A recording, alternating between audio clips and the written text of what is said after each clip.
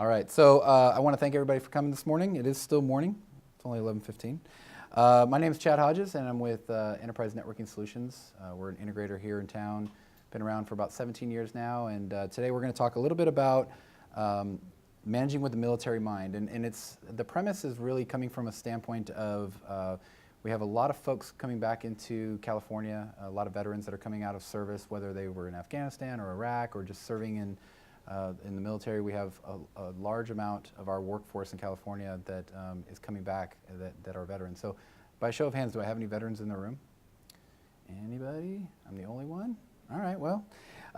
So it's kind of interesting. The talk is going to come from the stance of understanding where these folks are coming from, how their mindsets are developed, why they are the way they are, and how to leverage them in your workforce. So that's kind of where we're going to be coming at it. You'll see a lot of this has a tendency to be slanted towards project management. That is my background. I'm an engineer and a project manager by trade. I now run a couple of companies here in town. So I've worked with quite a few of the different state departments here in town, probably 100 out of the 130 some odd that exist. So we'll get right into it. So let's, since we don't have any veterans in the room, I think I wanted to do a little bit of, show you a couple of folks that maybe you wouldn't be expecting to know that they're veterans. So let's go through that. First one I found really interesting is George Carlin. That was a really funny one. Another one, very infamous actor, Steve McQueen. Also Ice-T. He actually served in the Army. A lot of people don't know that, which is kind of funny. Now he's a gangster rapper, and now he's a dad, and he's got a reality TV show and all this other weird stuff. Humphrey Bogart served. Morgan Freeman was in the Air Force, and now he's a very famous actor. An obvious one, Chuck Norris. I think we all kind of expected that one, right? Mr. T, kind of another obvious one. Johnny Cash. He actually got kicked out of the military, but he was a veteran himself as well. Clint Eastwood, another proud veteran. He was a really interesting guy, and actually had some really good stories. He was actually in an airplane crash that landed in the San Francisco Bay, and he had to swim out of the plane to the shore about a mile. So a lot of people don't know that about him, but I found, I did a little trivia and background on him, and I found that super interesting, obviously, because, he also did a movie. He was in that movie, was it Birdman? Where he was on Alcatraz, so they credit that experience for him as the reason why he was so intrigued to do that movie. I found that really interesting. And then one of my favorites, Elvis, served in the Army, and actually he did it really just out of a sense of pure patriotism and volunteerism. He wanted to serve, and it was really interesting. A lot of folks didn't want him to do it because his career was starting to take off, right? He was, he was actually starting to do the acting thing, even after all the albums and stuff like that. And so when he decided to go in, he went in as a reservist, and he served about 2 years in the Army. Yes? Jimmy Stewart, he's also a veteran. Yeah. I just grabbed a couple of them random, but yeah, Jimmy Stewart's another good one. So I went in, did some statistics on what we've got going on in California in terms of our veteran workforce, or just veterans in period. Out of the 50 states, we actually have the largest number of veterans by far, to the tune of about, census numbers vary, but they're saying right now we're sitting right around 2 million. This, I think, was in 2015, and it had about 1.8 million. Nationally, there's about 21 million of us that are veterans. And so we don't have, our per capita range is off because our population in California is so large, but we actually have the largest amount of veterans in California. So when we talk about the workforce and what the impact is there, it's key to understand that it's germane to know that they're part of your workforce, they're right around you, they're working with you every single day. This is just a breakdown of just the age demographic and the different service engagements that they were involved in over the years. But what's interesting is when we look at the next slide is what starts to happen with those numbers, and a lot of it's because of we're kind of losing the greatest generation at a rapid pace, right? And so the reason we have so many veterans was because of World War II. Obviously, it was a world war. A lot of people heeded the call, but now that generation is starting to diminish as they age. So we're seeing the numbers actually kind of sliding down, but it's still pretty good numbers. The next closest state is Florida, and they probably have right around 1 million, 1.2, and obviously it's because it's Florida and people like to retire there. So they say it has something to do with the weather, economics, everything else. There's a couple different factors. So when we get into a military mind and why people are the way they are when they're veterans, we talk about kind of a military core values. And each branch has their saying, right? In the Navy and the Marine Corps, it's honor, courage, commitment. In the Army, it's loyalty, duty, respect, selfless service, honor, integrity, personal courage. The Air Force, it's integrity, service before self, excellence, and honor. And then in Coast Guard, it's honor, respect, devotion to duty. And so what's interesting, and if you notice, the core message here is each one of our military services have the word honor in their esprit de corps. So the trick is to understand what that means to a veteran and how indoctrinated it really is into their head. There's great honor in everything that they do, and so they are coming at it from that perspective. But when we look at what the actual definition of honor is, this is right out of the dictionary. It's respect that is given to someone who is admired, a good reputation, or higher moral standards of behavior. And so that is, in any veteran that you're working with, that's something that's been indoctrinated into their head pretty much their entire military careers. So they're coming into a workforce wanting to, live out their work careers the exact same way. So then we talk about some of the core values. I'm a project manager by trade, I think I mentioned to you. And so when we looked at the core values of project management, it's really about making sure that we have a competence and that we're making a positive influence on the organization that we work for. We want to be professional. There's a sense of volunteerism and giving back. And when you look at a veteran, they volunteered. We are not a country that has a draft any longer. We did during Vietnam, obviously, for a short time, but the reality is a lot of veterans are doing what they did because they wanted to. A sense of community is always important, and engagement is critical.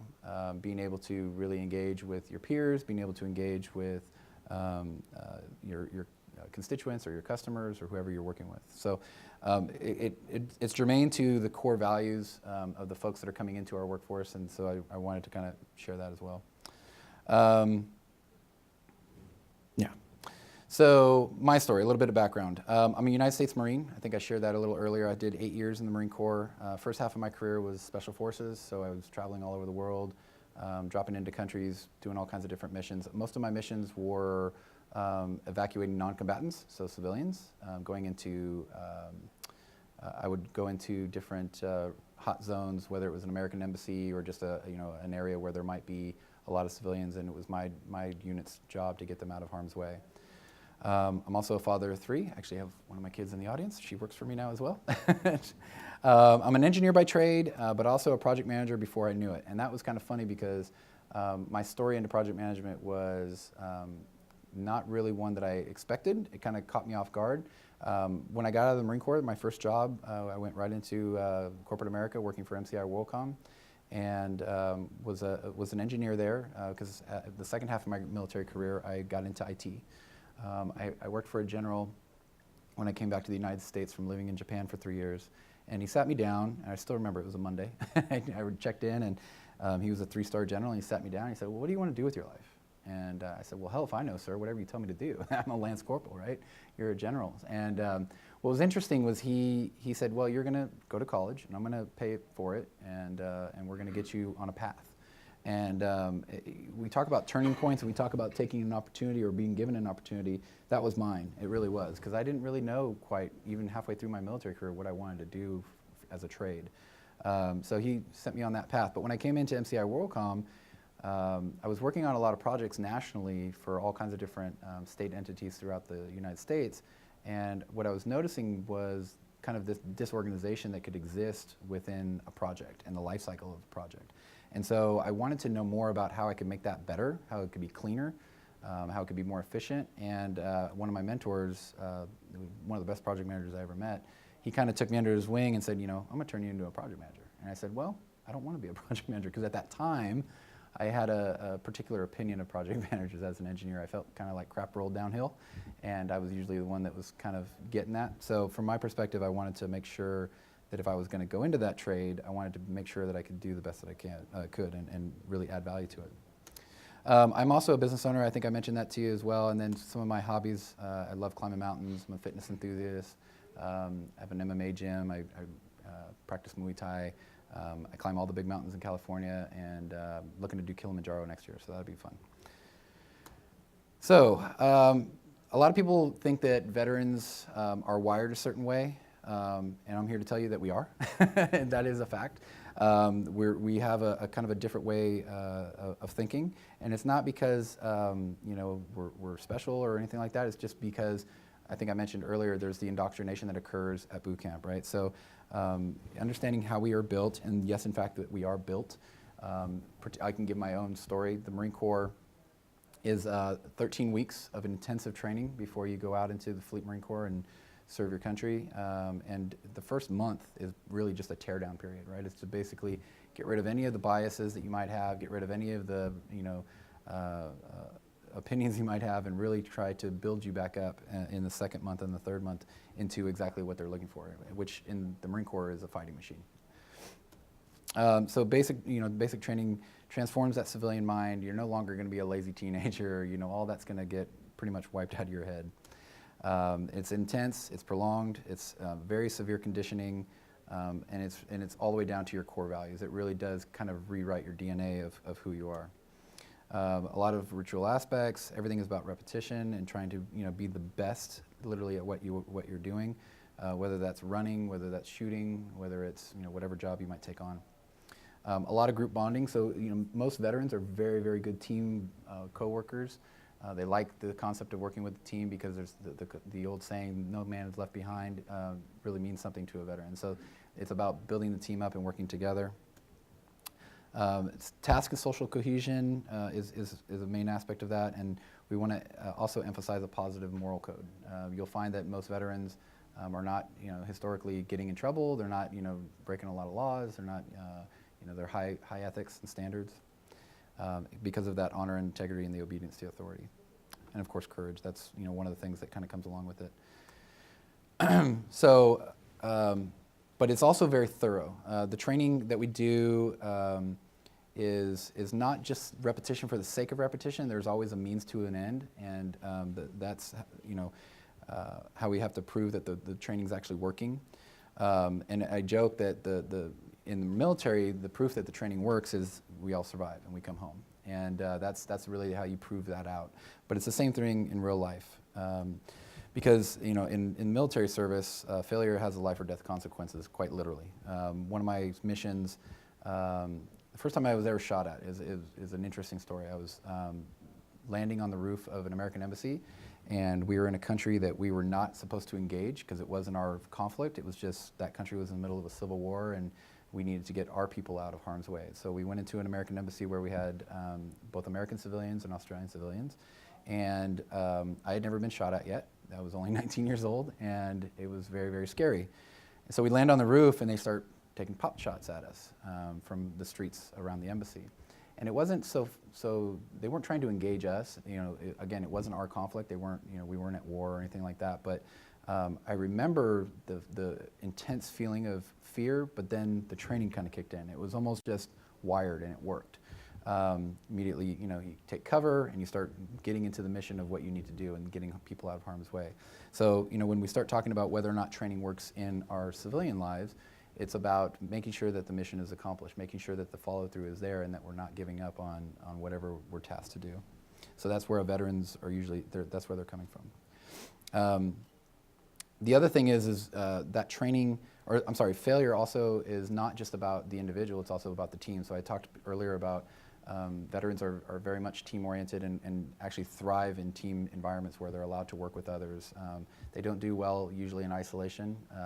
Certain veterans may like to be isolated, but that's for other reasons that we won't get into today. But honestly, they thrive in those group settings. So encouraging your coworkers, especially the ones that you know are veterans, if they're in leadership positions, great. But you'll notice that they have a tendency to want to have the whole team work together and build the team up.